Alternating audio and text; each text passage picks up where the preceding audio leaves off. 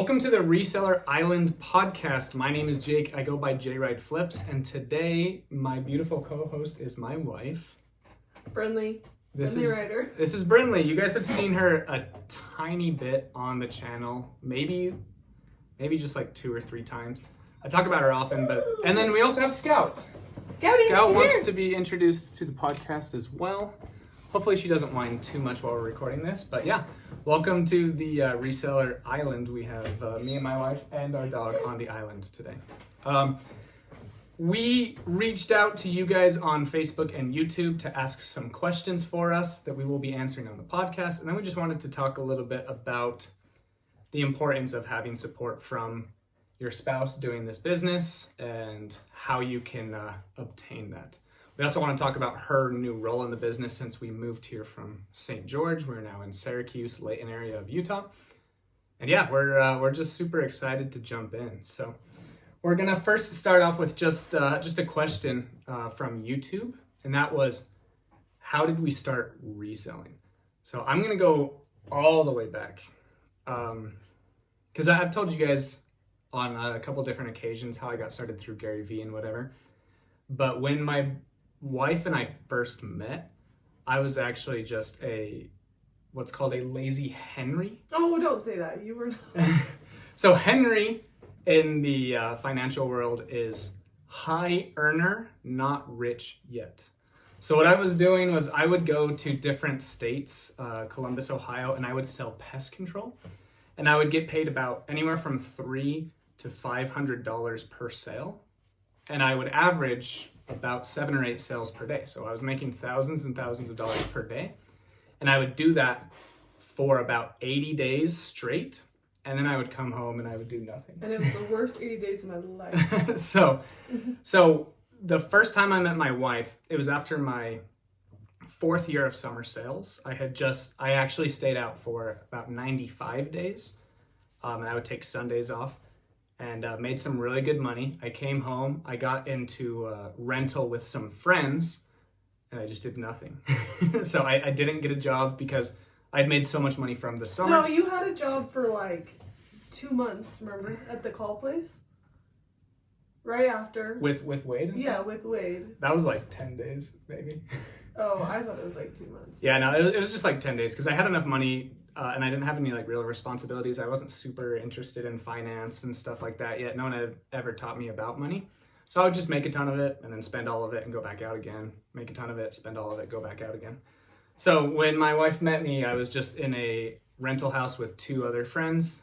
And yeah, then I went out and I did another year of summer sales. Well, no, when you were in the rental, you would sell basketball. He would, not like on eBay or anything, but just kind of on like Facebook Marketplace or to like friends, he would sell like basketball cards that he'd collected over the years. So I feel like that's kind of how you really started, got into it, that was like the first time you really started reselling. Yeah, so Zion Williamson was a huge deal in high school and in college, and thus coming into the NBA.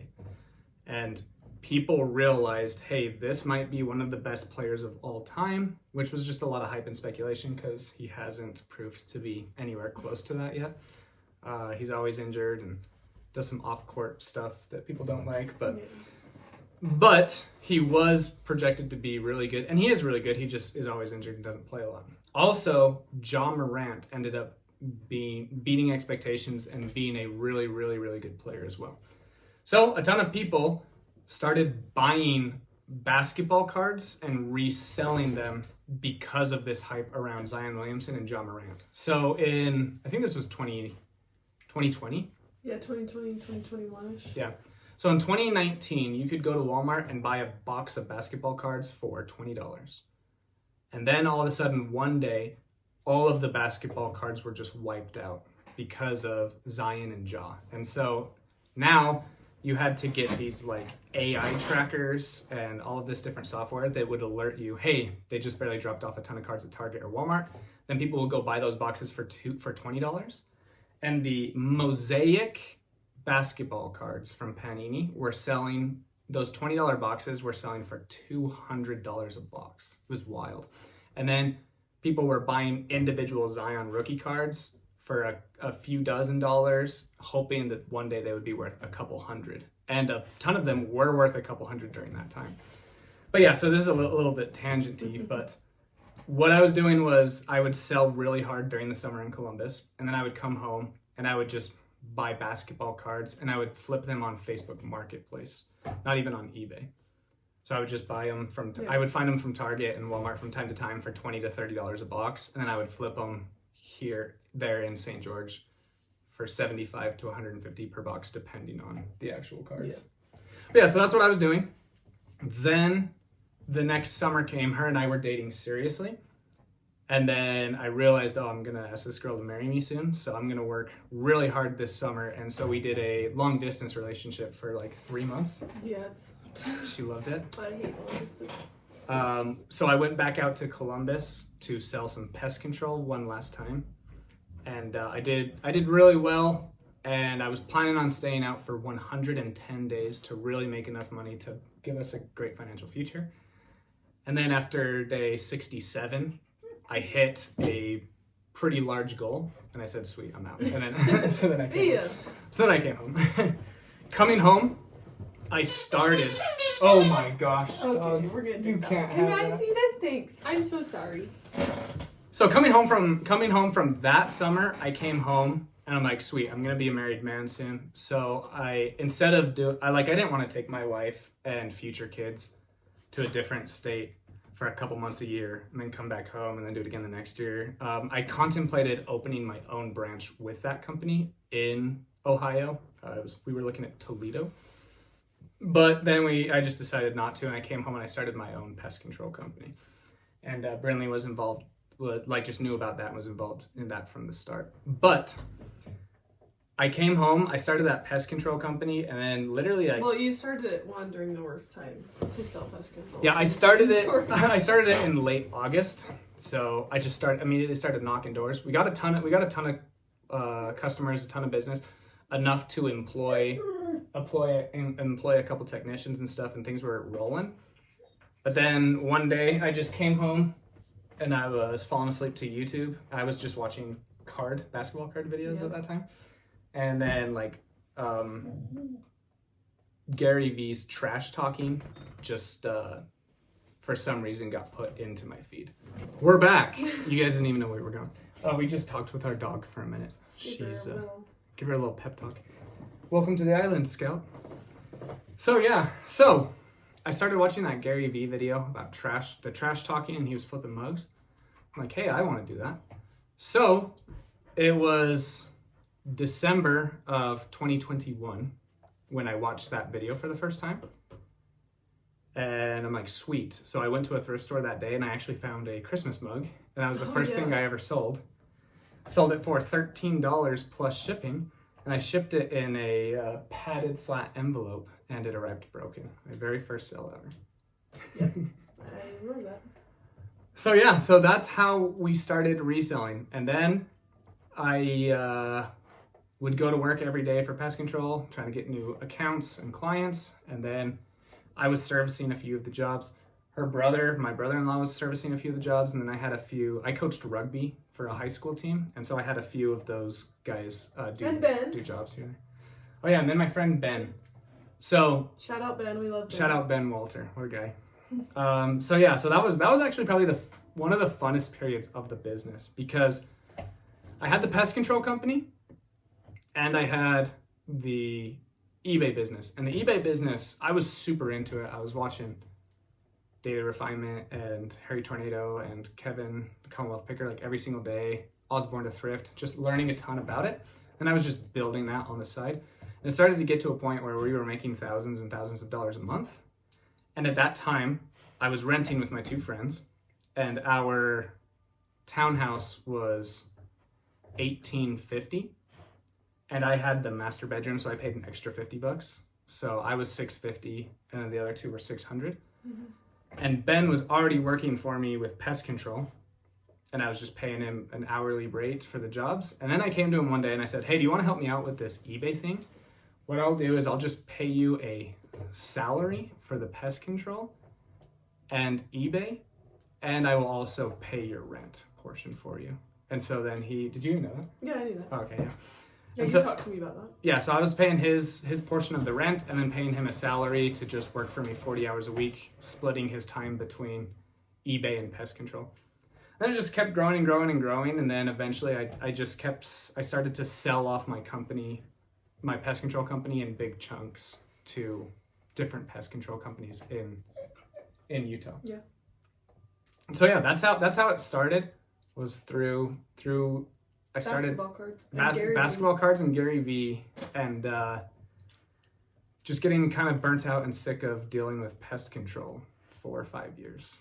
And so, like I said, like the money was really good. Things were going awesome, and I wasn't like sad at all. Like I was living an awesome life.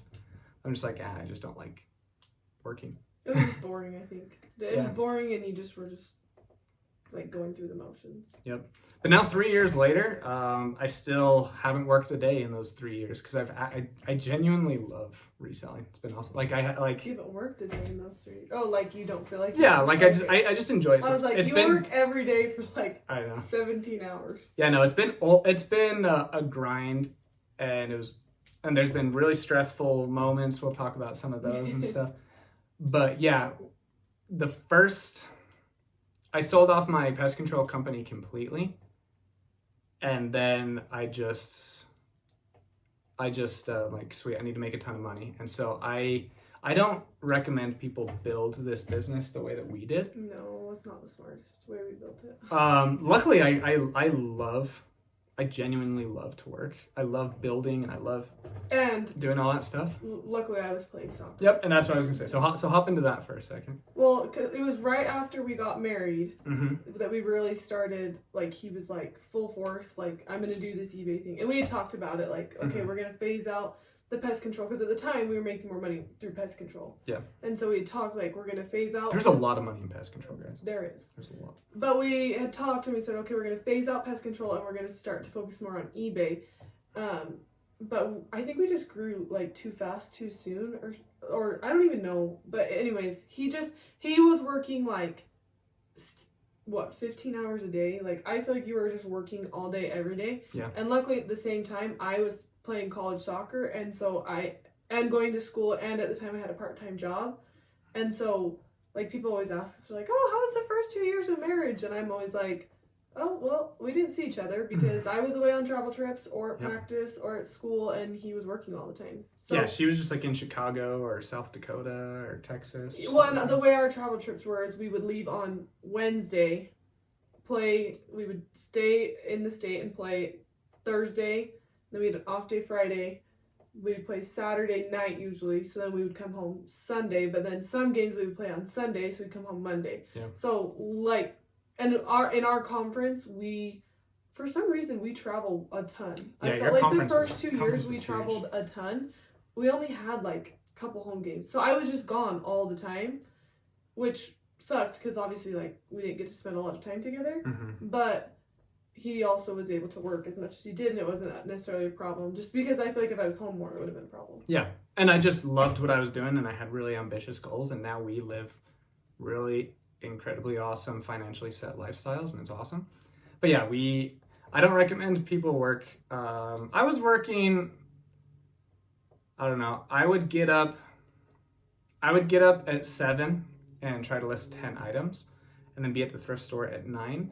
And then source for a few hours, and then come home, and then just clean and list and ship and do everything. And I was working about 15 hours a day, Monday through Saturday. And at the same time, the reason we were like, all of a sudden money got really tight is because his truck broke down. Well, no, your truck check engine light came on, and we knew that it was going to cost a lot of money to fix it, so we traded it in. Yep. Well, no, we got new tires on it. Yeah. So blew money on tires. Then we traded it in and got his car that he is now. And then my car needed new tires. So we got my car new tires. And then, 2 weeks later, we took it into a shop. I'm not going to name the name because I have ill feelings toward them and I don't want to steer anybody away from them.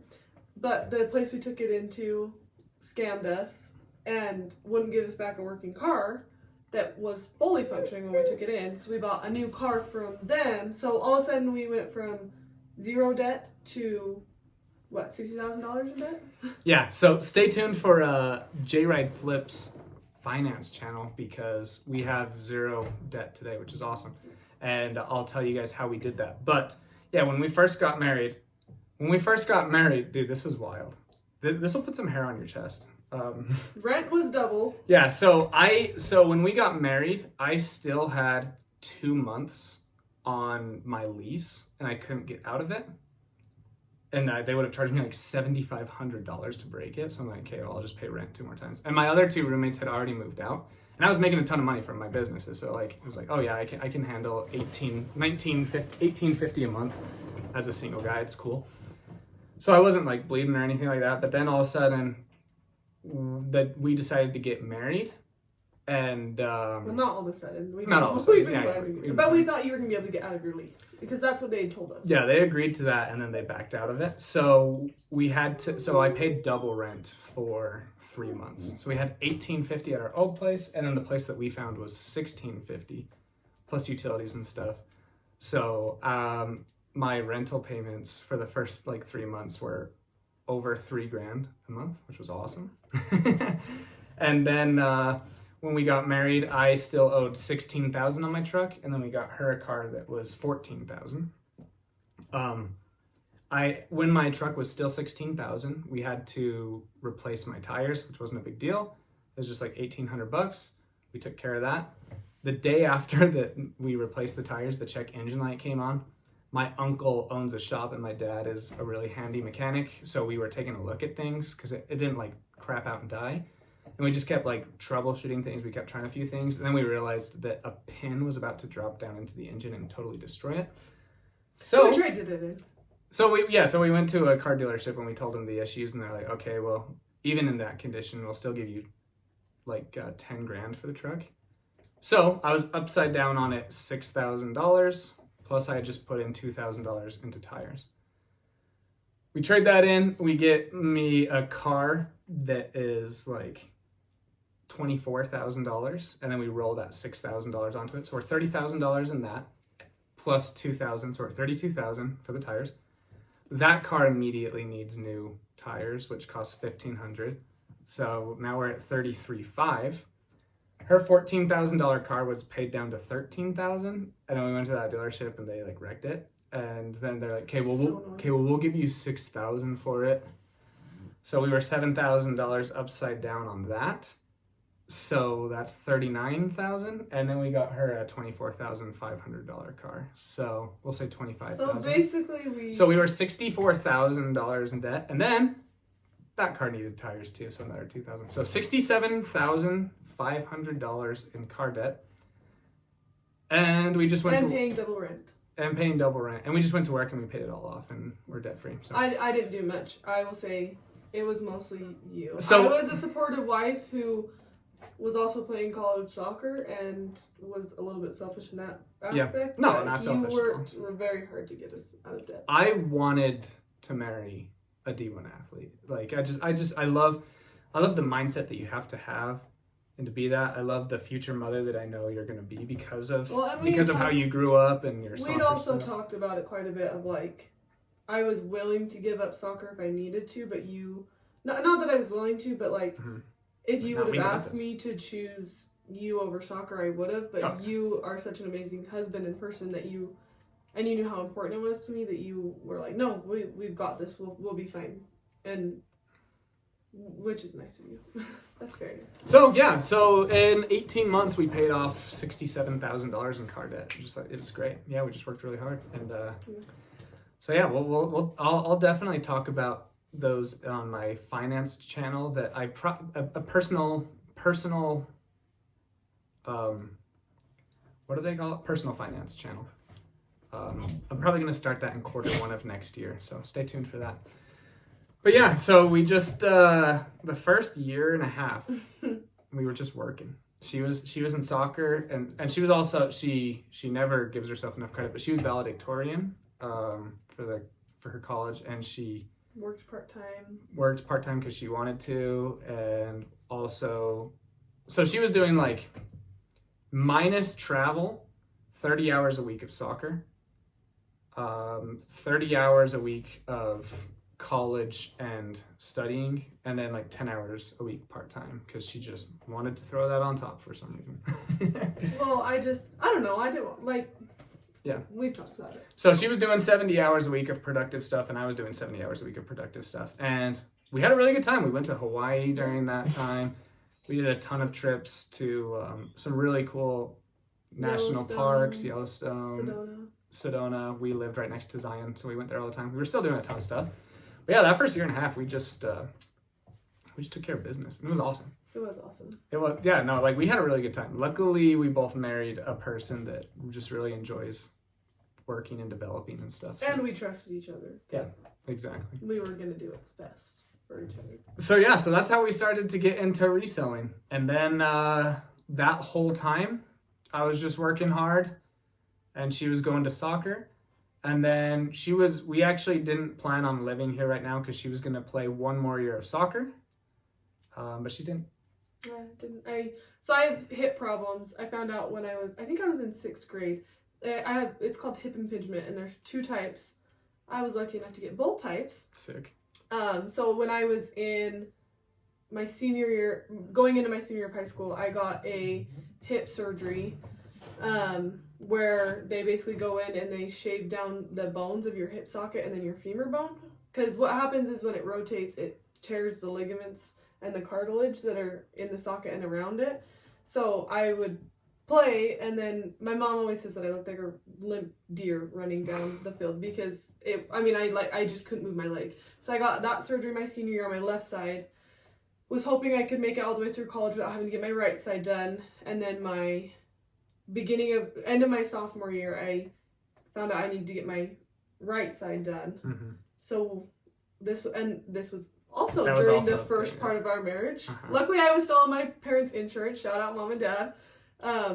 So then I got my hip surgery on my right side during the first year of our marriage. Well, but it didn't even matter that you're on your parents' insurance because the school. The school would have, the school would have. Because she's their D1, because she's their part of their program. Anyways, but it would have had to been through a different surgeon, and I liked my surgeon, so. Yeah. Okay. So I got my right side done, and then was all good, and I played pain-free for 2 years, and I was the best 2 years of my entire life. And she was the best player on that team. She never tells people. I don't know why. Like, I would tell this to people all the time, but she is, in their D1 program, she is the women's soccer player accountable for the most points in a single season, because you had, 6 goals and 7 assists? Something like that. So you were responsible for 13 points? Something like that, yeah. So yeah, most ever at the Utah Tech D1 program. But I was playing pain-free, and that was the best thing.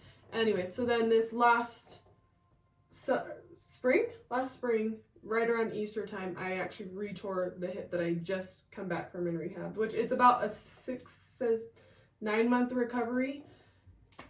Not for Brynlee. Not for me. It was 6 months for me. Yeah. Yeah, it was supposed to be 9. It was 6 months, but I retore it, and I could have continued playing on it, which I couldn't really because you can't run. Yeah. And the place that I had retorn it in was just I couldn't play on it. Or I could get surgery and be out for another 6 to 9 months and do another 2 years of school, or I could just be done.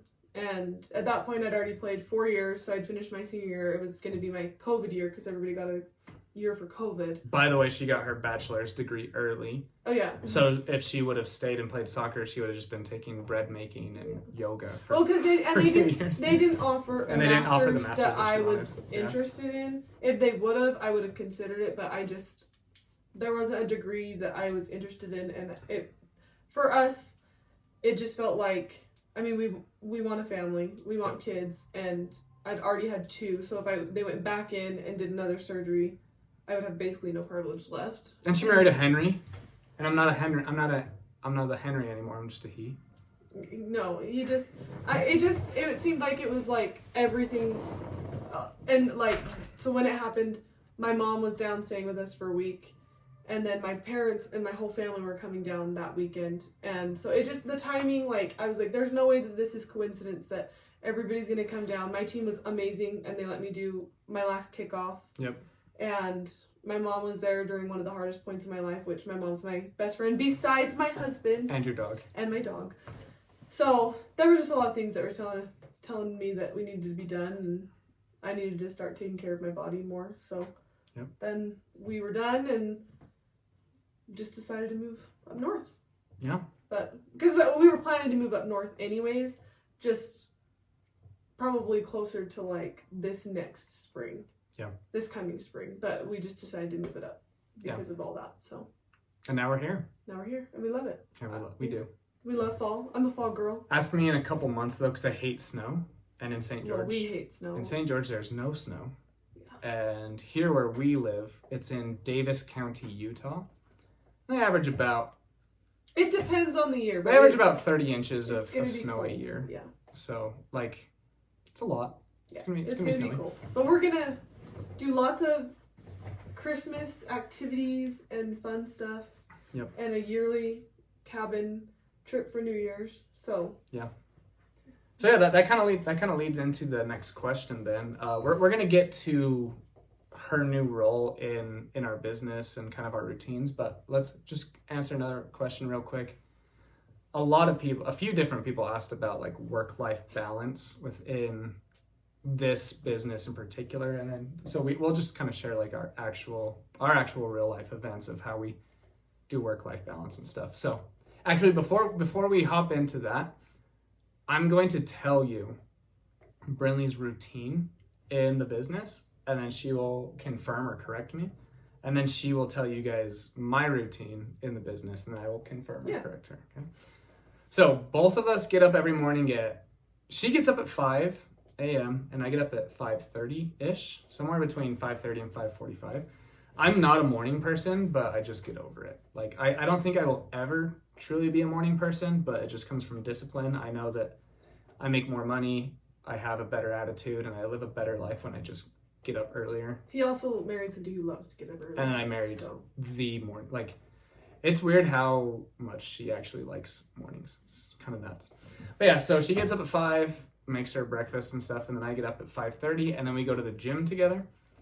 Shout out to Mind Pump. We really like that podcast, and we run their programs. And a lot of you guys know I had a hernia for 18 months. Then I got a surgery and then had a few months of recovery.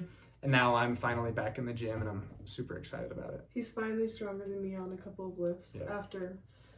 You know what? It's so annoying because I will train my whole life and he will always outlift me, and it is just so annoying. Because I'm a strong person. Oh yeah, I know you're a D1 athlete and you're actually and shout out again to Mind Pump, because I used to not want to be to lift at all, and now I love lifting. But we just go in the gym, and 2 weeks after we start, he's just pulling the same weight I am, and I'm like, are you freaking so annoying? Anyways. Not to be arrogant, but it's more than you. A lot more. I'm just kidding. But yeah, no, it's funny. I really enjoyed lifting before that year and a half of gritting my face off and then having that hernia. So before I started my YouTube channel, I weighed just under 180 and I was benching 245. And by the time I was recovered from my surgery, I weighed 152 pounds. I'm 6'1". I weighed 152 pounds and I was benching 130. Yeah. But I'm already back up to about 190 on bench, which is good. But yeah, so I'm super excited to get back into lifting and stuff. But yeah, so we go to the gym and then we come back and then she just kind of That's when I make putters around. No, that's when I make breakfast. That's when you make breakfast, kind of hang out with Scout for a minute. She reads her scriptures and things like that. And then she comes up. I won't talk about my routine, just hers. Oh yeah. Sorry. And then she comes up and then she usually does she grabs the work phone and then she finds all of the items that have sold on eBay, Poshmark, and Mercari. And then she packages them all and ships them all. And then sometimes she'll list 20 items right there, but typically she'll have 2 to 5 errands every day. And so when she ships, USPS comes to our house to pick everything up, but we're selling about 25 to 30 items a day right now. And usually 20 of them go out USPS and they just come to our house and pick it up, which is awesome. But then we'll have anywhere from 4 to 10 packages that go UPS, and they charge $20 a day just to come to our house to pick it up. So we're not going to do that. Nope. So there's a UPS store about 8 minutes from us. Yeah. And she goes and she drops off the UPS packages, and then she'll do her errands for like 2 hours. Then she'll come home, then she'll list 20 items, which usually takes like an hour or so, hour and a half. And then she just kind of does whatever the frick she wants after that. And then sometimes she'll like just do whatever she wants for 2 or 3 hours, and then she'll come in again and list some more items or clean some more items because she likes to work too. How accurate was that? Pretty close, except for the last part. Okay. So normally I wake up, we have a deal. I do the morning routine with Scout. He does the nighttime routine with Scout. Yep. So I wake up, I get her breakfast, let her out, and then bring her back in. And then usually I go and wake him up.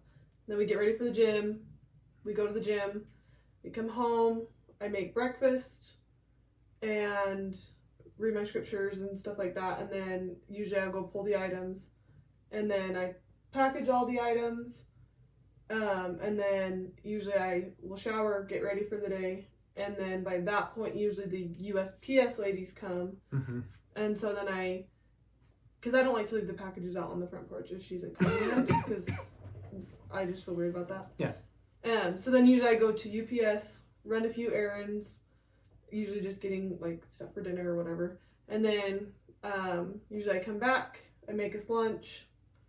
I come up, usually by that point you're back from thrifting, mm-hmm. So I'll clean all the product that he's gotten, or majority of it, or what's left from yesterday. So I'll clean everything, and then I'll list everything, which typically takes, between cleaning and listing, it takes anywhere from like an hour to 2 hours-ish. Mm-hmm. Sometimes 3 hours. And then normally there's like an hour and a half before we usually eat dinner. So I'll either skew the items or organize them, or I'll just go like vacuum or clean the bathrooms or do some sort of like chore, because I'm a freak and I like my house really clean. Mm-hmm. And then usually I make dinner, we take our dog for a walk, and then that's pretty much it. So yeah, and you'd say right now you're working on average 4 hours a day? 5? Yeah, 4 to 5. So she works 4 or 5 hours a day, broken up into like 2 or 3 2-hour pockets. Chunks, yep. So yeah, just like super, super nice, kind of part-time. And then sometimes she will just like work 6 or 7 hours because she just kind of doesn't have much else going on. Yeah. You know? But yeah. Sweet. It's pretty close. Okay, now I'll do yours. Yeah, what's my routine? So normally you wake up at like, he says 5:30, probably closer to 6. 5:45. 5:45. And then it's rare that we get to the gym after 6. Like we're there at 6 yeah. earlier. Yeah. We go to the gym. Well, I'm not gonna say that actually. We go to the gym. What? I would say we get to the gym. Usually he poops for like 20 minutes, the beginning part of the gym. Like 10. And then he gets into the workout. We get done with the gym, we come home. Usually he'll come up and either shower right away, or he'll do like some computer work type stuff, just like delisting, answering questions, that kind of stuff. Mm-hmm. If I can't find any items, he usually will help me pull or come down and help me find them. And then usually sometimes he'll eat breakfast, sometimes he won't. Most of the time you're out the door by like 8:30 to go hit thrift stores. If he's going to like West Jordan, usually he leaves a little bit earlier. Yep. So he'll leave like 8. Then he's usually out thrifting anywhere from 12 to 2-ish, I would say. And then he comes home, usually gets some lunch, he comes back in, and then usually he will mostly do content when you get home. Every once in a while he'll list stuff that I didn't know how to list at that time, but most of the time he does content for a little while, gets lunch, goes back and does content for a little while, or lists, or answers questions. Sometimes he'll do lives, and then we just get dinner, and sometimes you'll do more, or Yep. Is that pretty good? That's pretty good. Yep. Yeah, so I just like I said, we go to the gym. I get back. I have anywhere from 15 minutes to an hour of computer work, because we use the Flip cross listing software. It's only $9 a month. It's actually really cool. And it shows me all of the sales that we have on eBay, Poshmark, and Mercari. And so from that software, I just mark it as sold on Mercari, and then it will delist on Poshmark and eBay, or if I sold it on eBay, it'll mark it as shipped on the other sites. And then I launched 25 drafts. So when Brynlee lists, she does everything and then hits save for later. And then I just review them and launch them in the morning, 25 at a time. When she first started, she was making about 4 mistakes for every 25, and now she usually only makes 1. And it's usually she just priced something that's worth 80 for like 55, and I just put it up to 80 and then launch it. She's doing really good. Yeah, she's good at her job. Yep, and then I use Deal Soldier to look for online and local arbitrage deals, and then I hit the sourcing grind. I'm going to talk about this a lot more in other videos, but every Saturday has been really good at yard sales. I go thrifting every day, and then I've also included a ton of e-waste recycling sourcing that I'll talk to you guys about in other videos. But we've been getting a lot of cameras, a lot of remotes, a lot of broken MacBooks, and I've been able to be a middleman to other resellers that sell those and then sell other good ones online. So that's slowly becoming a huge part of our business as well. And then I come home and I just make silly TikToks and YouTube videos, and we're going to be putting more time into the podcast, and I do hope to be able to start a personal finance channel soon too. But yeah, coming up here, we make the most money when I source and when I make videos doing it, right?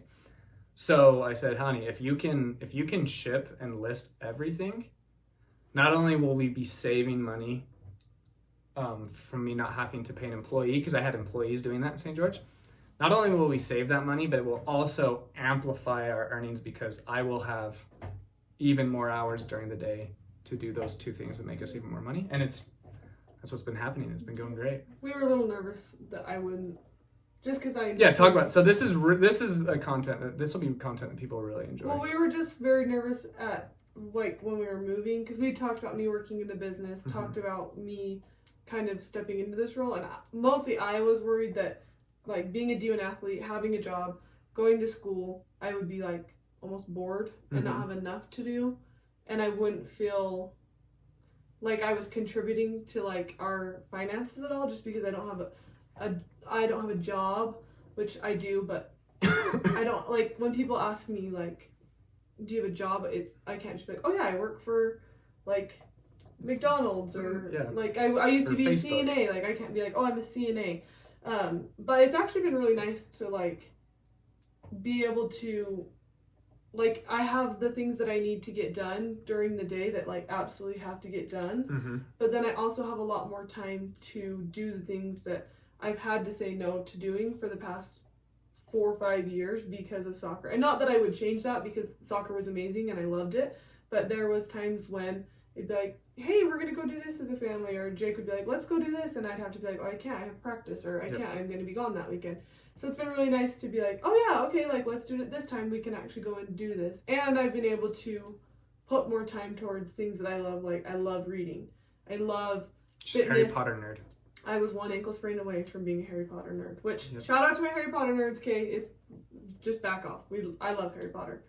But, and even more than that, like, I love fitness, and I'm so passionate about it, and I've been able to, like, help my friends and family up here and, like, train some of them. I've written up some, like, programs for a couple of them.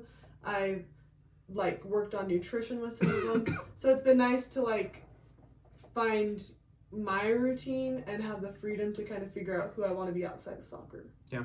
And I wouldn't be able to do that if I was working as a CNA or had a job. I mean, I got a job up here and I said no, because I was like, no, this is great. This is exactly what I want to do. So yeah, that's been nice. It's been nice. Yeah, and she's been killing it. No, we she tells me that she's shocked by how much she's actually enjoying being a part of the reselling business, which is awesome, because it's I don't know, we just get to hang out together. And our workflow is we're together during the first, like, we go into the gym and we're together, and then the first like hour and a half of the workday, we're together, and we usually listen to that Mind Pump podcast that we were talking about. So we get to listen to that together. Or murder documentaries. She listens to those by herself. I don't really like those that much. But yeah, so we get to spend that time together, and it's really awesome. And then I like kind of leave and do sourcing. And sourcing, I've been sourcing anywhere from 3 to 6 hours per day, and it's usually closer to 5. Like 4.5 is probably the average. Every once in a while it's just 3, but more often than not it's 5 or 6. And it's just really cool that like everything is getting done while we're doing all the important things for the business. And it's really awesome. And yeah, we just so moving up here and her working in the business, you know, we're gonna get a little personal, honey. But shout out to all the women out there, because it's hard because there's this like there's all these different stigmas. Listen, we're breaking all sorts of stigmas here, people, okay? I'm all about it. Yeah. So Brynlee was a little nervous that she so when people ask, oh, what do you do? She was really nervous to say, oh, well, I just work for my husband, or, you know, or, oh, I just, you know, I'm a stay-at-home whatever, and I just work in my husband's business or whatever. And what we really enjoyed is that like this is our business, and that she is a huge contributor to it, and she feels like she doesn't have, when people ask her, oh, what do you do? What does your husband do? She says, you know, my husband. I've gotten better about saying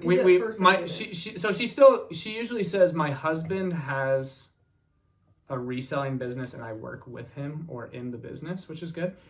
But there was this fear that she was just, you know, like she doesn't want to be Jride Flips' wife. She wants to be Brynlee, and she is Brynlee. Or Miss Flips. I'll go by Miss Flips. Miss Flips is fine too. But it's like, I don't know, But okay, let me explain where this is coming from.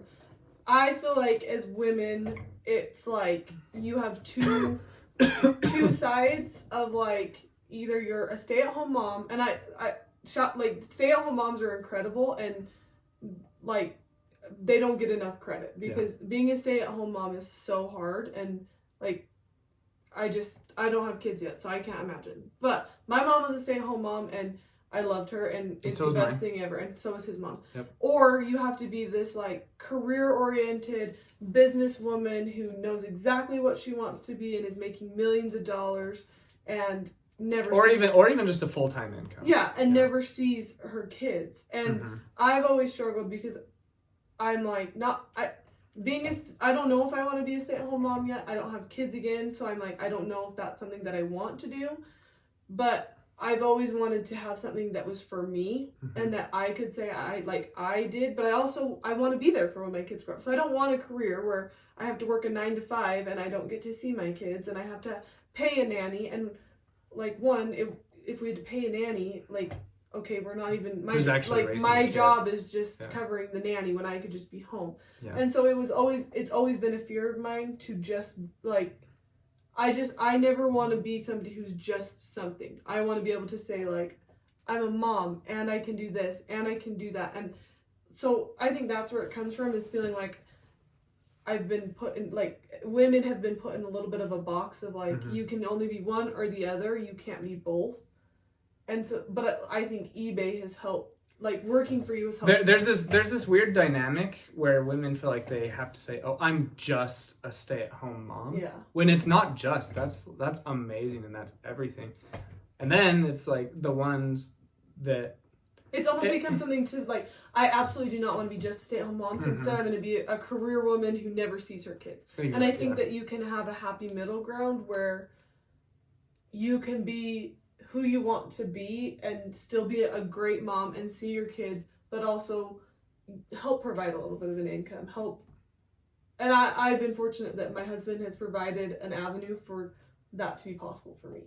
Yeah, because we live a really awesome life. We're talking about work-life balance here. Like I hope that we're hoping this doesn't come across as arrogant, but hopefully like inspiring. Like we literally do whatever we want every day. Well, okay, I wouldn't say we do whatever we want every day, but we have the choice to. We have the ability that if his parents called or if my parents called and they said, we need you to come right now, we could drop everything and come. Or if, like, there's times where we've been like, you know what, we want to go spend a night in Park City. So we're going to get everything done that needs to get done for the day and for the business, and then we're going to be able to go and do that. Mm-hmm. And so, like, we can't just be like, oh, we don't want to work at all anymore for the next 5 days, because that would, like, screw us over. Yeah. Well, that's why our personalities individually and as a couple work so well with what we're doing, because we genuinely like working. Yeah. Like, we're very routine oriented. Yeah, I genuinely like doing this content and finding these items and listing these items and selling them, and you just like to be ultra productive and do all that stuff. And so a lot of times we have to convince ourselves, like, oh, hey, let's actually go do something. Yeah. You know, but it's been really nice. So since we've moved here, we've lived here for 5 weeks now, I guess. Yeah. Yeah. And so, you know, we're pretty like private people. We don't like share a lot of what we're doing, even though we're like content creators now. But yeah, since we've moved here, we've been to Antelope Island, which is really cool. It's just this weird island with buffaloes. With buffaloes out in the middle of Utah, in the center of Salt Lake, the actual lake. There's just this weird island. There's no buffalo in all of Utah except for this lake, and there's like 700 buffalo on that island. So there's 700 buffalo. There's a ton of antelope, and they have like campgrounds and bunnies. They have a campground and some hikes and stuff. So we went to that. We went to this cool place called Donut Falls. It's a really cool hike. We spent a day in Park City. We went to Lagoon, which is an amusement park similar to like Six Flags here in it's actually just a little, like 20 minutes down the street from us. She's done a ton of girls' nights already with her family and stuff. And yeah, I'm going to a Utah Jazz basketball game in like 2 days. She doesn't want to come because she knows that I'm going to go to at least 10 or 15 of them this year. No, okay, I would come, but my parents are going out of town and we're watching their dogs, and him and my brother-in-law are going to take my sister on a little date to the Jazz game because she loves Jazz. And I said, you go have fun, I'll watch the dogs. So she's working anywhere from 20 to 30 hours a week. I'm still working about, I don't know, would you say 10 hours a day? Yeah. Yeah. Yeah. I would say I'd say 10 hours a day and then like 4 on Saturday. Yeah. I would say you're working like 10 hours a day, and then I'm working in the business like 4 to 5, and then I do most of like the cleaning, the cooking, the chores, that kind of stuff, which I don't mind. And we also have an agreement that she does the boring chores and I do the gross ones. Dishes are his. Except for I do the breakfast ones because I don't mind those ones. Yeah. So I do the gross stuff like taking out the trash, doing the dishes, picking up dog poop. And then she does the boring stuff like laundry and vacuuming. But she picks up the dog poop all the time and does dishes all the time. I vacuum and do laundry all the time. But like 8 times out of 10, I'm doing the gross stuff. And 8 times out of 10, she's doing like the more boring stuff. Yeah. But no, it's a great. What works for us. It's a great lifestyle. We just work. We work hard. We play hard. But keep in mind that first 1.5 to 2 years, there was no work-life balance. She was just at soccer all the time, and I was just working all the time. It's like I told my mom this the other day. I'm like, I feel like I'm actually getting to like date my husband again. Yeah. Like we dated when we were dating. And like I said, we went to Hawaii. We did a cruise. We would do. But Hawaii was way after the whole stuff that happened. Yeah. Like, and again, that was like, okay, soccer gets done this day, and we're gonna have to work really, really hard until this time, and then we're gonna go to Hawaii, and then we gotta go be back this day because then I have soccer. So it was like, you don't even get to enjoy the vacation because you had to work so freaking hard. Tell them about Thanksgiving. 2 years ago. Remember the draft thing? Oh my gosh. Oh, okay. So that was 2 years ago. This is our first Thanksgiving married, Kay. I was getting ready for hip surgery, and we were going to Island Park for Thanksgiving, which is in Idaho. It's in Yellowstone, almost Wyoming. It's West Yellowstone. So it was like 9 hours from our house in St. George. And so and leading up to the surgery, we were doing the surgery up north, so we were gonna have to stay with my parents, and so he wasn't necessarily gonna be able to do a ton of eBay stuff, and so we were building up the draft bank, knowing like, okay, we're gonna go on a trip, come back, you're gonna get surgery, and like we're just gonna have to rely on this draft bank, and this was the night before we left to Thanksgiving, and I'm like making us dinner, and he comes in, and he's like, and he's so calm about it, which I was like, what in the world? But he's so calm, he literally went like this, and he said, honey, I need you not to freak out. I'm going to go for a walk. We just lost all of our drafts for the draft bank. And then he left me alone, and I was like panicked. Like and my brother was over because at the time my brother was down at school, and so he's like panicked. And he was working for us. And he is not a calm. Like none of us are calm people. Yeah. And so he leaves, and me and my brother are like, I'm a calm person. What the are Roberts we? aren't. Yeah, I'm like, what are we gonna do? Like, we literally are gonna like we're gonna miss Thanksgiving, which like in the grand scheme of things was not like we could have missed Thanksgiving. Oh no, we would have. We would have just been fine. I was just really on the like, hey, we need to list every day kind of. Yeah, but anyways, so then he like left, and we're panicking, and my brother's like he's a fixer, so he's like trying like, did you email eBay? Did you talk to him? Did you this? Did maybe refresh? I'm like, McKay, I just need you to stop talking. Yes. And so, anyways, and then. It's not you called eBay or something? So what happened was we were listing 20 items a day at that time. and Thanksgiving was going to be an 8-day trip for us. So I just decided, okay, well, we need at least 160 drafts, and I also want a little bit of cushion. So I'm just going to get it up to the limit, which is 250 drafts, right? On your mobile device, you can have 250 drafts on eBay. So instead of drafting 33 a day, which was what I was doing for months, I decided, okay, sweet, I'm just going to draft 100 a day for the next 2.5 days. Because as I'm listing 100, I'm still launching 20. So I did the math. I think I ended up doing like 93 a day or something. Yeah. And so I was doing all of these drafts, and I was just working ultra hard. Like I was already working 14 or 15 hours a day. Those days I was working like 17. And I was still playing soccer. And she was still playing soccer. So. We just So yeah, just had nothing really else to do. So and then all of a sudden I got the draft bank up to 247, and then I was drafting the next item, and I drafted it. And then all of a sudden it showed that we only had one. That one that I just barely did. And you refreshed it, And I'm just like, oh, that's a weird glitch. And I like refreshed it. And then I like went into the draft bank and saw that there was only one there. And I tried to, I clicked out of eBay, and then I got back in. There was still only one. I turned off my computer, got back in. There was still only one. Turned off my iPhone. There was still only one. So I'm like, well, that sucks. So basically, I'm just going to have to redo all of that work. I wasn't concerned about the financial implications or anything. I'm just like, oh, dude, this just took so many hours. I'm just going to have to do it all again. So I went to Brynlee and I said, I remember word for word what I said to you because it's still kind of in my head. Out. No, yeah, I said to you, I just said, hey, I just want you to know I'm okay. Oh, yeah. I'm okay, but we just lost our draft bank, and she knew what that was because I was talking to her about it, and I was telling her the strategy going into Thanksgiving. Because like she said, we go to Thanksgiving for 8 days, and then we come back, and then I was going to work really hard again for 17 days, and then we would come up here, and she would have surgery, and we'd miss another, I think, 13 days of work. Yeah, it was. So I had all this strategy to keep things moving and rolling, and I had employees back home to like ship things and stuff.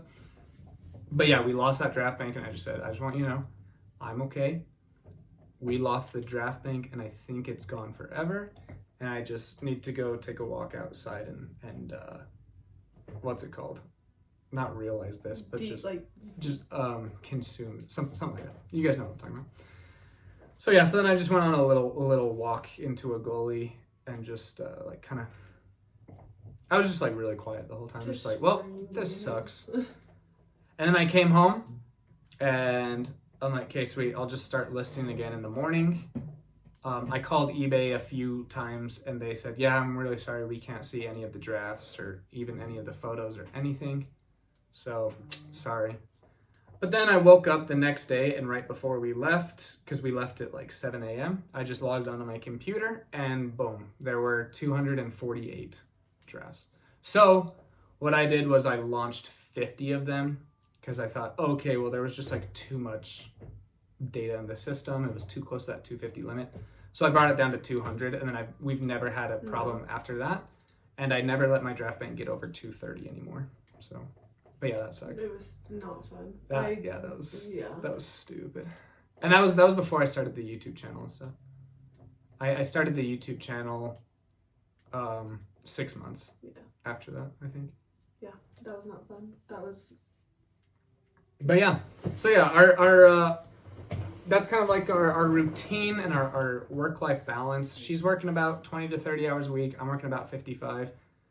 We go to the gym every day. We do hikes every week. We do date nights every week. And then it's really cool because like if her mom calls her and says, "Hey, can we talk?" She can talk. Or literally my best friend in high school, in college and stuff, they live in Idaho now, and their parents are in St. George. And so they were visiting their family in St. George. And then right before this podcast, we were just hanging out with them for 2 hours during the middle of the day because we don't absolutely need to work. We can just hang out with our friends. But we're probably gonna work until 8 p.m., 9 p.m. tonight to catch up on it. I don't know. I think we'll be solid. Plus this. Yeah. You know. But yeah, so we'll probably work a little bit later today. Oh, it's already 3:00. Damn girl. But yeah. Yeah, so yeah, work-life balance is awesome. Well, we went from like zero work-life balance to like now I feel like we finally have a little bit of work-life balance. Yeah. So. Yeah, and it was slowly building. Like before we even moved here, it was already like, oh sweet, our lives are already balanced, you know. It's been really awesome for the last year, but the first year and a half was. I will say though, he never missed a game. Like, even never. With how much like you had to work and stuff, he never missed one of my soccer games. He was always like the first one there. Well, and here's the truth of it all, guys, is I didn't have to work that hard. Yeah. We're just very ambitious, and I said, I'm taking care of this $67,000 in debt as fast as I can. We totally could have made minimum payments on the debt and been fine and cash flowed everything. We could have even made double the payments, but like our car loans were, I think hers was $480 and mine was $390, and we were just paying $7,000 a month toward them. You know, we didn't have to do that. We just wanted to get out of that as fast as we could, so we did. Yeah. You know, so like you don't have to work this hard in the beginning, and you don't have to be as. And we were also very smart with how like what we chose to spend money on at that time. Like Hawaii was. Points. We went with credit card points, and if we didn't have points, like we wouldn't have gone. Yeah. And so we didn't buy like extra stuff or fancy things, or like we just, you know what I mean? Like I feel like we were very, very smart and like prioritized getting out of debt, which helped. Yeah, it was awesome. So yeah, things that's kind of our routine work-life balance. It's really awesome. Yeah. But yeah, there was just one quick technical question that I want to go over real quick. People were asking how often do we like lower our prices. So what we do is, and as you guys know, those of you that have followed my channel for a while and come to a lot of my lives, you guys know that I experiment a lot. So I experiment a lot with delist and relist. I experiment with markdowns and discounts and things like that. And what we're doing right now is what I was doing for the last year-ish was when my items got to 90 days old, I would discount them at 15%. And then if they were still there 90 days later, I would discount them 25%. And if they were still there 90 days later, I would discount them 33%. And what I noticed was when I would do this, when I would mark things down to 15%, I would do around 17 a day. And of those 17 items, one of them would usually sell that day. And then like by the time that it was 30 days later, like 5 of them have been sold and there were still 12 left, right? Now I'm experimenting with delist relist. And what I'm here to report is if we do 17 items, I delist those 17 items and then I sell similar. But before I launch them, I make changes to the title and then I drop the price about 15%. And what's been happening lately is of those 17, usually 1 or 2 sell immediately that day. And then 30 days later, already 11 of them are gone and only 6 are left. So I'm still running tests and doing a lot of different things, but what we're doing right now is when items get to 90 days, we delist and relist. We delist and sell similar, and it's actually been working even better. Keep in mind, this is during end of quarter 3 and start of quarter 4, but I think the delist relist actually has something going for it. So some potential there. Sweet. Well, we want to talk about us moving here and how important it is to have your wife, in my case your wife's support, or maybe in your case your husband or your family's support. Before we get into that, we just want to do a quick segment that I want to include in every week of the podcast, and that is the top 10 sales of the week. So it is 3:00 on Thursday?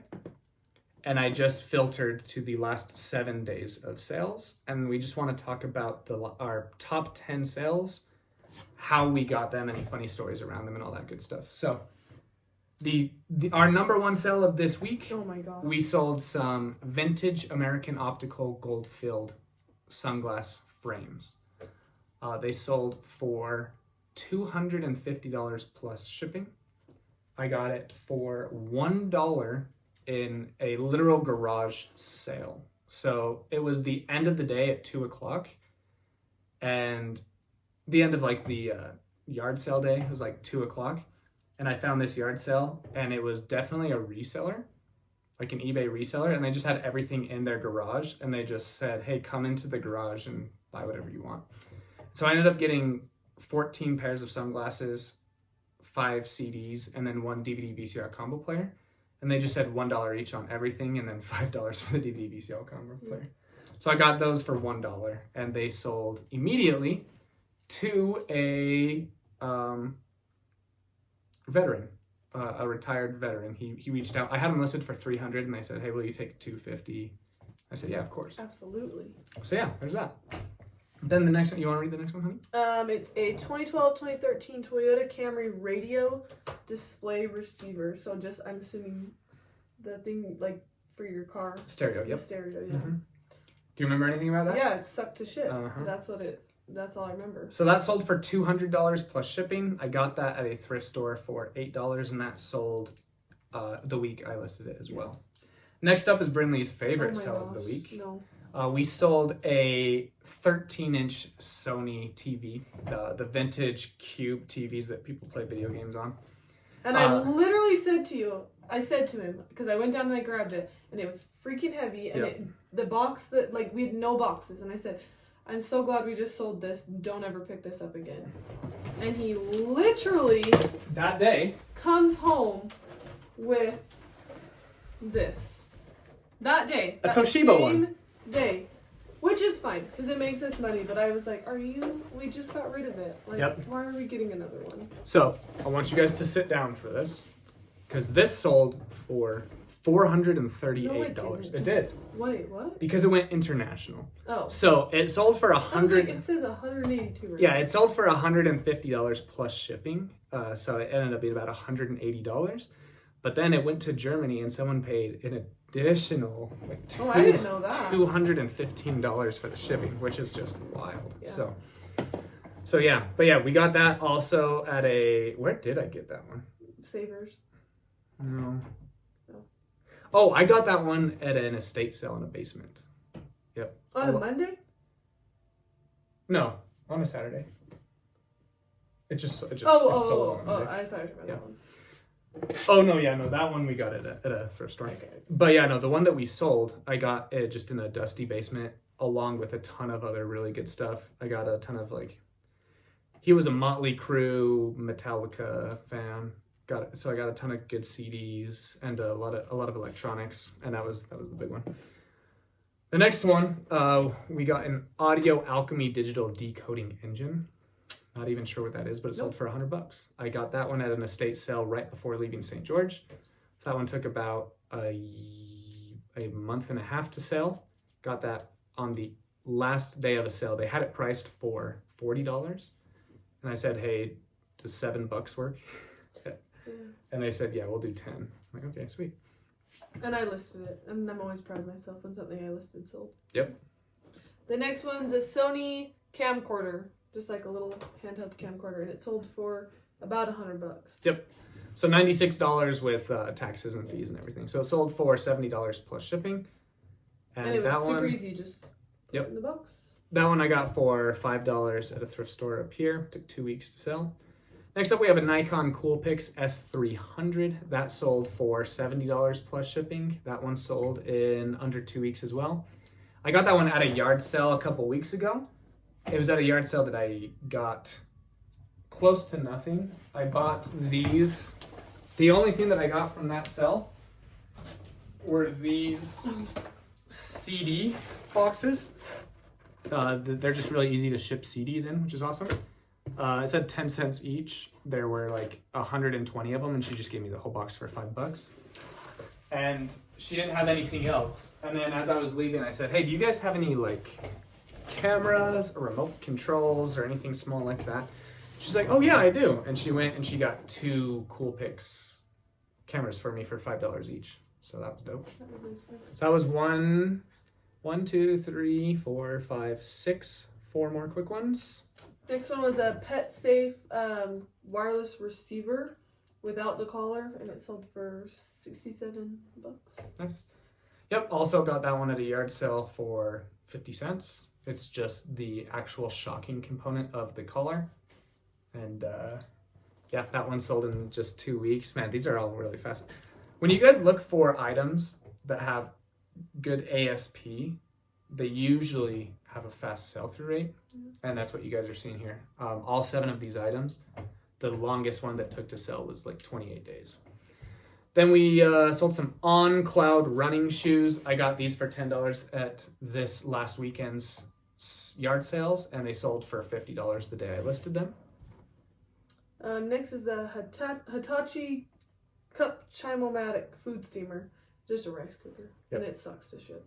Yep, that one sold for $40 plus shipping. That one we had no boxes to fit it. So yep, and that one I'm seeing the photos. That one was listed. I can't remember exactly when, but that one was listed sometime in the last 5 weeks because it's one of our setups here. So it was probably 3 or 4 weeks to sell that one. And then number 10 was some Ray-Ban sunglasses that sold for $55 plus shipping. Frames only. They are the Top Bar series. Yep. So those are our top 10 sales of the day. It was really fun finding them all and selling them all. This week, our average sales price is $40, and we sold 85 items, and we still have about a half day left for the week. So pretty cool. All right, now let's talk just briefly about a few of the bullet points that my wife put on the board, which is centered around spouse support and things like that. So you want to just read them off and talk about them? Yeah, my first question was, what was your biggest fear when you started reselling? Like, yeah, just what was your biggest fear? So is that for me? Yeah. Okay. So as you guys know, and I talk about on my channel here and there, I don't really experience a ton of emotions. Except for he's cried way more since he met me. Yeah, from age 12 to 25, I think I have cried 3 times. 3 times in that 12 years. And then since I've met my wife, which has only been all the time. It's only been 3.5 years, I think I've cried 8 or 9 times. So triple the amount in only 3 years as opposed to 12. So he's much more emotionally available. Yeah, that's one of the things that my wife helps me with most is I've always been good at reading other people's emotions and helping them through it, but I just don't have them myself. He's cold-hearted. No, but she's helped me learn a lot more empathy and things like that. So it's been really good. But yeah, my biggest fear when it came to full-time reselling, I know this sounds really weird, but my biggest fear was that I would just hyperfixate on it too much and let other parts of my life kind of crumble. Like we talked about a lot in this podcast. Luckily, you had a lot of soccer and I had a lot of stuff to do, and we still spent a lot of time together. But now that we're in this chapter and we have a lot better work-life balance and we have a lot of money coming in and stuff like that, I was nervous that I was still just going to want to work that much. But it's been really nice. Going to a lot of jazz games, going to a lot of stuff. So yeah, that was my biggest fear, and Hasn't been bad. Nope. What about yours, babe? I think my biggest fear was that it wasn't going to like be able to provide a life for us. Mm-hmm. Like I was worried that you thought it was gonna be more like productive and provide more for us than it actually was going to be able to. Mm-hmm.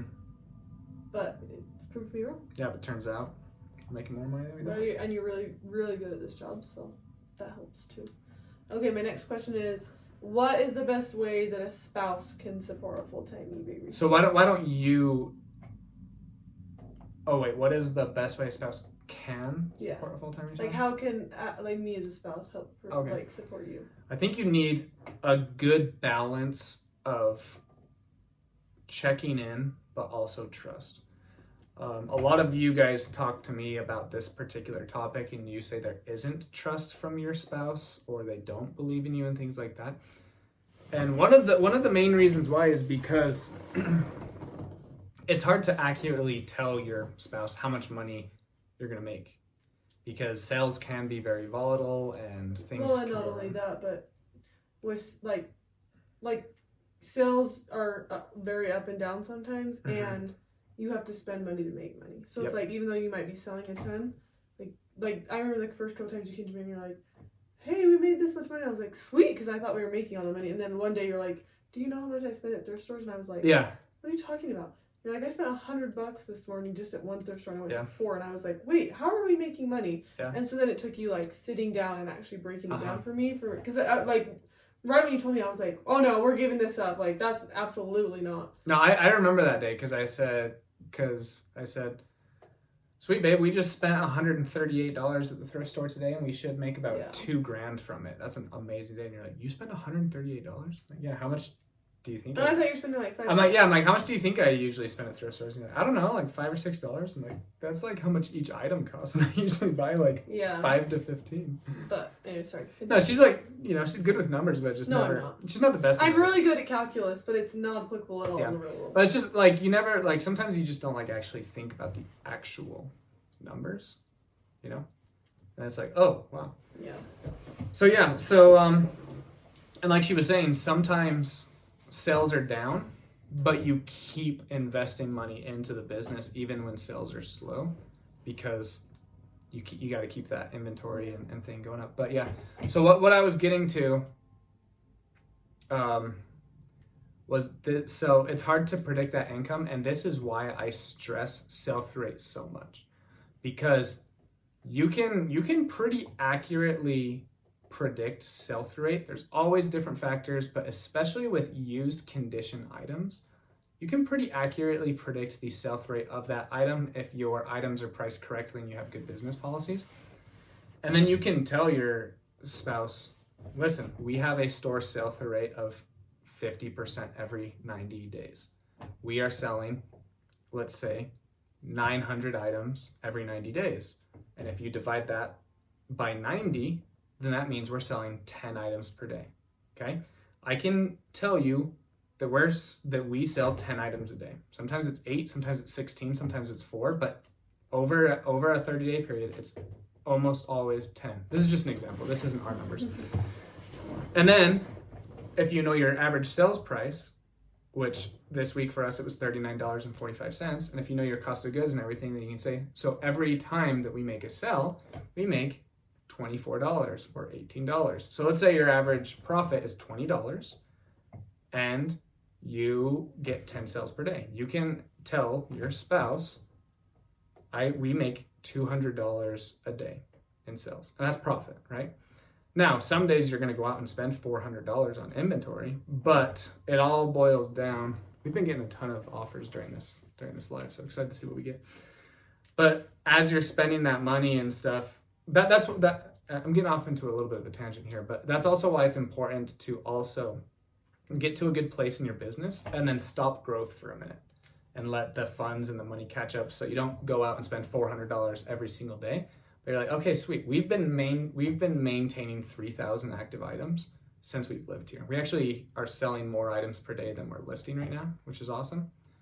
And it just gives you that space for money to grow. But if you know your sell-through rate and you know your average sales price and you know your cost of goods and all that stuff, You can accurately tell your spouse, this is how much money we make.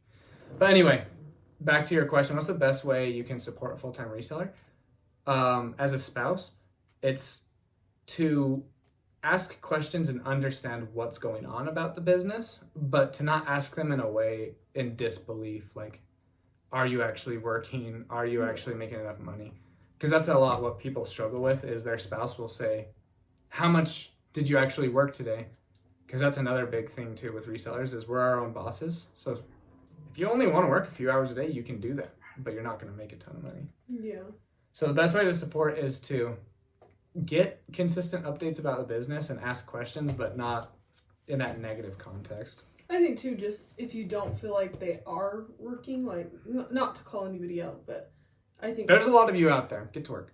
Yeah, well, and there's times where it's like, oh, I am my own boss, so I don't have to work as many hours, but then we're complaining about how much money we're making, and it's like, well, yeah, you could have, instead of going and playing 2K, I know we literally just said, like, oh, we spent 2 hours talking to our friends, and it's so awesome, but, like, instead of sitting down and playing 2K, like, go out and do sourcing, or list your death pile, or whatever, or just at, like, that, especially once you started content and stuff, there would be times where you would just be, like, fiddling on your phone, and at first I didn't understand, I'd be like, what are you doing? Like, we need to get to work, like, we want to move, we want to, like, save money, we want to get out of debt, and then it finally just took me asking and just saying, like, hey, like, why are you on your phone so much? And then you explaining it, and it was like, oh, well, I've been pissed this whole time for nothing. I've just been a jerk this entire time? Okay, cool.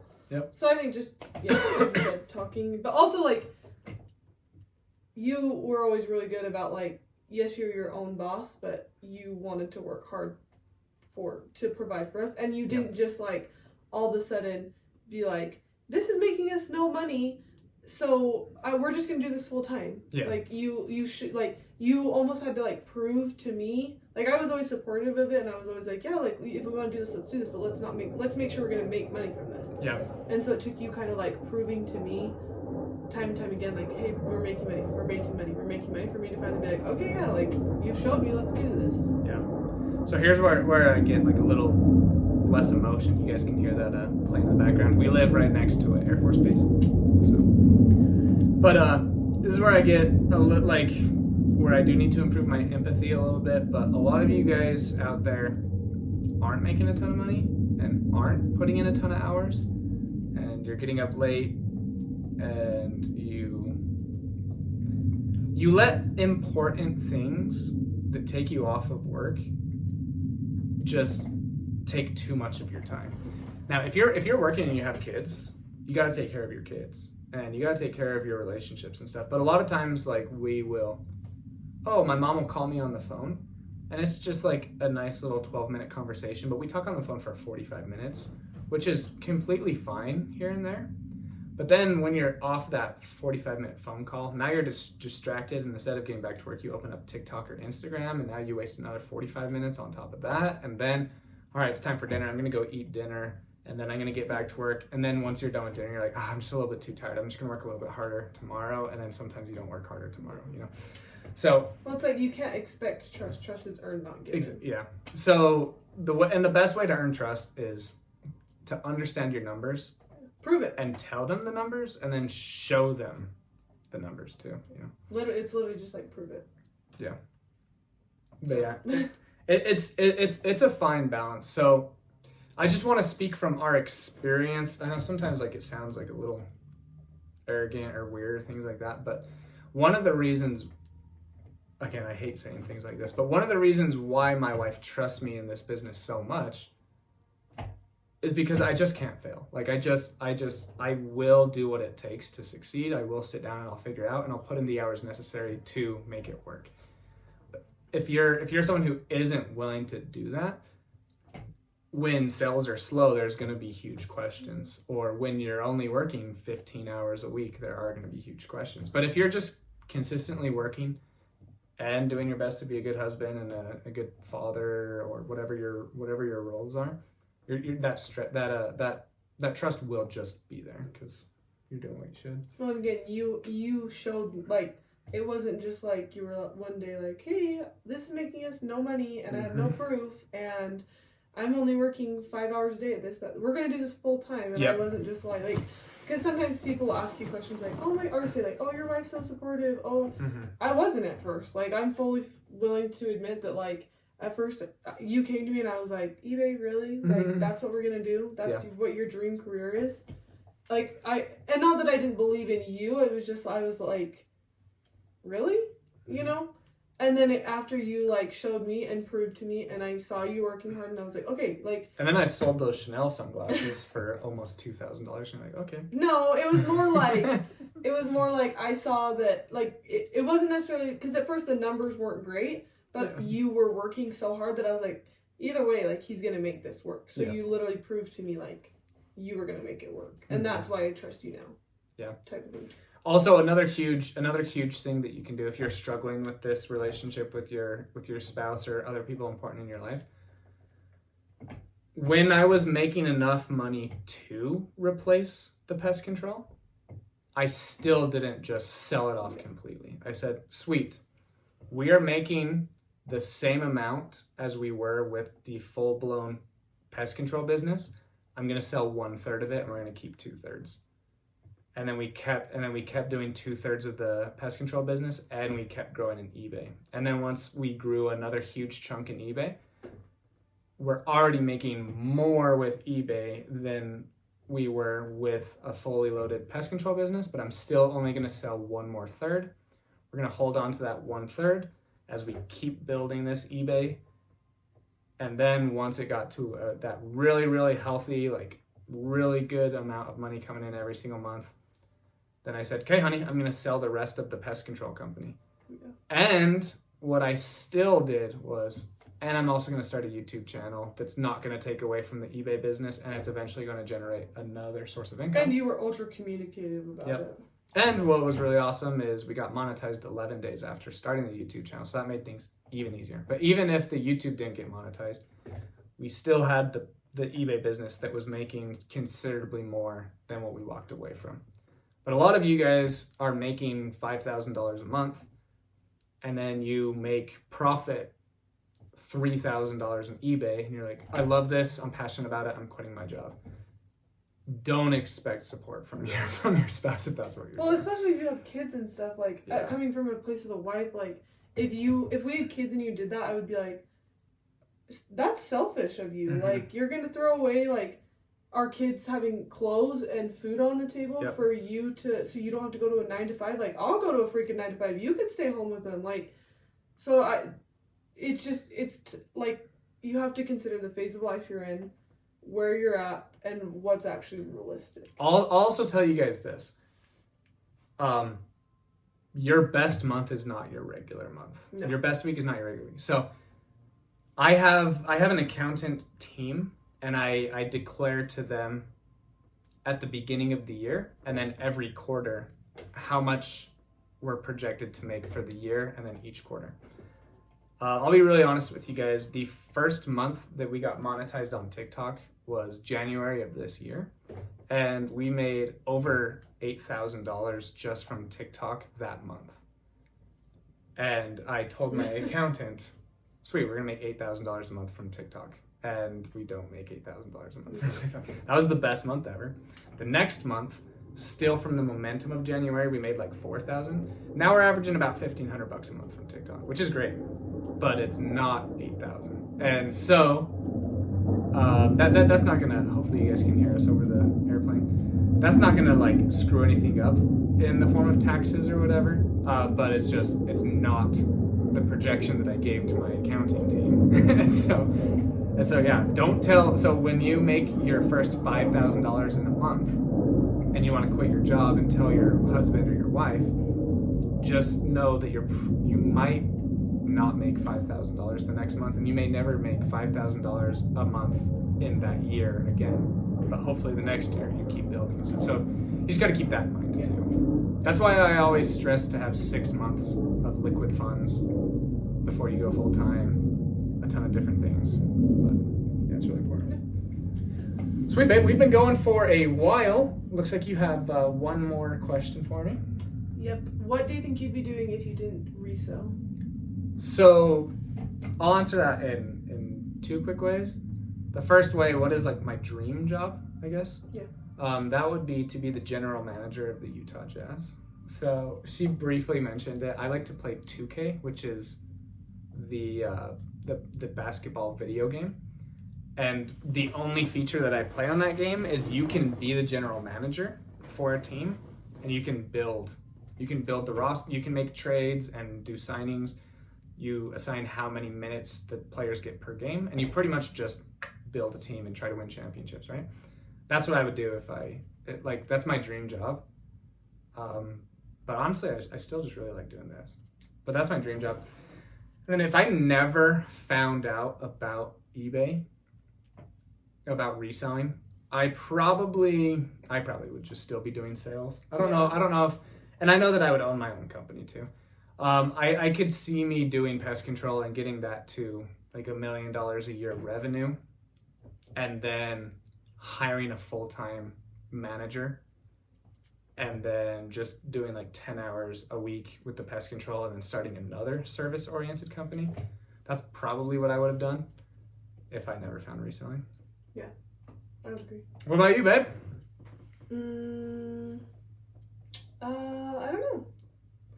Probably, I mean, I've always been into like health and fitness, and I kind of work as like a personal trainer now. So maybe, I mean, I was almost going to be a strength and conditioning coach for the college. So maybe something along those lines, but. Or a nurse, but I don't like blood. So probably not a nurse. Before moving here, Brynlee got offered a position to help train her soccer team that she was playing for that college soccer team, and then she was finished and we were going to move on with life, and then they said, hey, there may be a position opening up where you can train those girls and get paid and stuff too, and that would have been really awesome. But then we just decided to move up here and things like that. So, but yeah. And then, Brynlee's also kind of thinking about possibly starting a fitness account on Instagram. But she sees all the comments that you people leave me, and she thinks maybe she doesn't want to. Yeah, stop leaving my husband mean comments. It's fine. No, I hate it. It makes me. I don't read them anymore because I got really sad, and I get very defensive. Over my husband, and so. For any of you thinking about doing content creation, just know that you have. Not only do you have to have the personality to get people to watch you, it's very important. Yeah.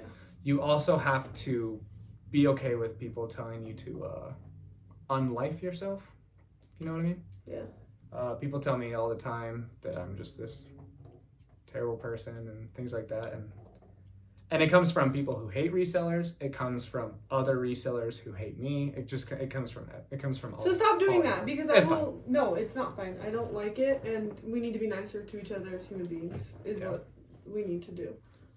But yeah, I would start my own fitness channel. But you guys are mean and scary, and I don't want. Well, and it'll be even worse because she'll be putting her literal body out there. Like fitness account is talking about nutrition and showing exercises and things like that, and people. And there's probably someone out there who thinks I'm fat. And jealous people will say, you just terrible things. Yeah. So she's thinking about it. So thanks for the haters for making me reconsider my goals. Yep. But yeah. We've talked about a lot of things, and then just this last thing that we want to talk about is just kind of the transition of moving up here. Oh yeah. So. This is the first podcast Kevin was the last guest, and that was the last podcast. So it's been like and everybody thought you were 7 weeks. Yeah. Now Kevin actually said in the last Trash to Cash podcast that he killed the Reseller Island. He's like, yep. It's back alive. He's like, yep, I went on it and now it's dead. But now Brynlee's here. Watch out, Kevin. This video is gonna do way better. Ooh, I don't know about that. Trash to Cash does really well. But yeah, so we've just been ultra busy with moving things. I'm sure a lot of you are very interested in how we moved. So when we moved, we had 2,800 active items, all in a 2-car garage, and we moved about 450 miles. Yeah. 450 miles. About a 5-hour drive. And I was not paying anybody $5,000. We got a quote for what it would be to move us, and it was like, with all the stuff we had, the quote was like $5,200 or something like that. And we're like, I'd rather just do it myself. So what we did is both our parents helped out a lot, and then because we're members of a church, our ward came and helped us out a lot, which was awesome. We got everything done in like one day because literally 20. Okay, whoa. No, we did a ton of work for a whole week leading up to it, and then we just left the garage for the last day. Go ahead. I'm going to give myself a little bit of credit here. I started packing like 3 weeks in advance. Everybody thought I was crazy, and then all of a sudden we were like, oh, we're going to move up a week earlier. So I had pretty much... That's called hashtag anxiety. Yeah, that is called the beauty of anxiety. There's a lot of negatives, okay, people, but there are some positives. No, I had... And he helped a little bit, but I was like... A little bit. Well, at the beginning, you helped a little bit. Yeah. At the end, you helped a ton. Yeah. I'm not saying you did a ton, but 3 weeks earlier, I was like, I'm just going to start packing up just the house stuff. Yeah. So I had pretty much the entire house stuff like packed up and in boxes a week or 2 weeks before we were going to move. And then that last week, we just went ham. Went ham. And then we left the garage. Yeah. And, I don't know, Brynlee and I, we really like to just take care of business, and we hate the idea of handouts, and to a fault, you know? Yeah. And we finally convinced each other that there's because the problem wasn't boxing it all up, it was gonna be getting it into the actual truck. Mm-hmm. And so like we boxed it up the day before the war came over, so everything was in boxes and taken apart and stuff, but it was like, I'm a pretty strong person, but I was not going to be able to lift the Husky racks into the garage. So it was like, and there was just a lot of boxes, and we had a tight window frame when we needed to be out and up here, and so we finally just asked the ward. Yeah, so we talked to our bishop, which is the leader of our congregation, which we call wards. Our ward is about 500 people or so. And they sent out a text to the ward members and said, hey, and we lived in an area where the majority of people were elderly, so we actually lived in a 55 plus community, and then they built an additional 3 streets onto that community, and those were open to anyone. So us 20-year-olds were able to move in. So everyone around us were in their 70s and 80s. It was funny, but still, even against all that, I think 26 people showed up to help us move. Yeah. And it took under 45 minutes. And they helped us clean, which was so nice. Yeah. So we got a 26-foot U-Haul and then another 12-foot trailer. And we actually didn't end up even needing the 12-foot trailer. So what we did was everything was packed up in the house, and all the furniture was just in a corner. And the Husky racks that you guys have seen in my garage, we just lifted those up and put them assembled in the U-Haul, and they fit perfectly. And then we put all the boxes of inventory just stacked on the U-Haul, on the Husky racks, and it was awesome. Fit in there perfectly, and then we were able to fit in all of our furniture and everything in our house, and it was 80, honestly 90% full. And then I was able to just drop off the trailer, get an extra $260 back, and then we were able to move, and it caught the 26-foot truck that I drove by myself while she drove her car up. Cost us, I think $740 for that. And then gas was probably $160, so it was $900 to move everything. And then... plus boxes. Yep. And then her family and extended family helped us unpack everything. And then 1 week later, my parents drove up in my car that I left behind. We just shared her car for a week, and then my parents drove up my car, and then we were done moving. Yeah. It was awesome. Yeah, my family helped us unbox everything too. Yep. So. And then I was thinking about just extending my handling time, but I just put the vacation mode on for 5 days. Yeah. And we ended up getting back to work a day early because everything was so fast that we just had the store on vacation mode for 4 days. I can't remember how many packages we had to ship out, but it was close. So it was many. For that. It was 85 hours. So we shipped everything and then packed the U-Haul. So we wanted as little sales as possible. So I think there was 82 hours of vacation mode on all 3 platforms, eBay, Poshmark, and Mercari.